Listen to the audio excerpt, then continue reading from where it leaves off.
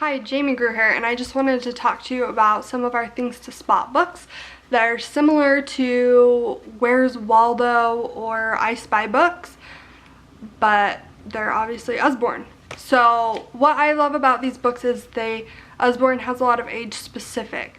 So when I was little, my sister is 3 years older than me, and she would have her Where's Waldo book, and I would get so frustrated that I could never find Waldo. It was too hard for me at the time. And so these are more, there's different categories that can grow with your children and they don't have to be frustrated. Our first one starts with kids 18 months and up. There's 2 in this series. Our very first book of Things to Spot and very first book of Things to Spot at Home. They're brightly colored illustrations. They're not considered board books, but they do have thick pages. I don't know how well you can see that. They're thicker than cardstock and they're laminated, so they're really fun. But it will just go through and it'll say who's wearing a red dress, and then you find the person wearing a red dress, and there's just a 5 or 6 of those on each pages. They're simple. They're looking for common objects that your children would understand, teaching things like colors and counting, find 3 starfish, so they're really good for that toddler age. There's also some fun peekaboo windows. So right here you see the strawberry dress, and it's actually a cutout. And if you turn the page, it then becomes somebody's umbrella top. So they're just kind of fun, interactive, great for those little toddlers.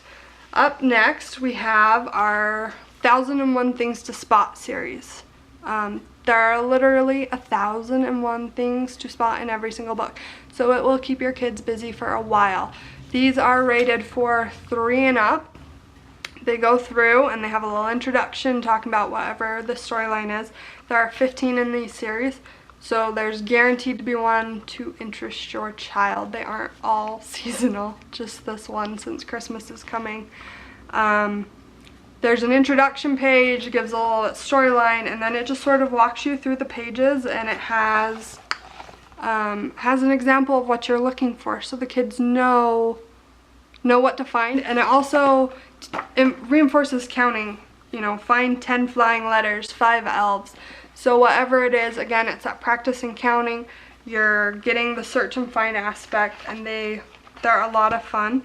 Again, these ones are for kids 4 and up. Our next one are lots of Things to Spot. These are sticker and activity books, as well as having Things to Spot.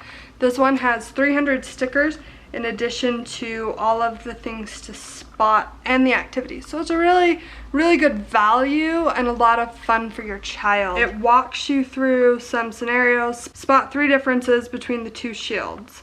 And then you find the shields and you point out the differences, but then also at the bottom there's the example. Can you find a triceratops skull or a knight's suit or a pharaoh's mask? And so it just works in both ways that the younger books do, but a little bit more challenging.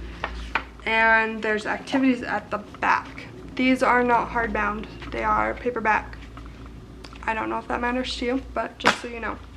Up next, we have our Great Animal Searches. There's 2 in these series. They are a lot harder in my opinion. They're for 8 and up. I struggle with them sometimes. I hate these things. They still frustrate me. But they are super, super fun. So every animal in here to find, there is a fact about that animal. And then it tells you how many to find. And so you go through the picture and you look for them. What I love about this book that none of the others have, if you get stumped, there are answers in the back. And so it takes the frustration out of it, because if you found 5 of the 6 animals and you just want to move on with your life, you can look at the answers. So those are Usborne's Things to Spot books, and I hope that you'll be able to find one that's appropriate for your kids and that they love, because there's so many to try out. Thanks.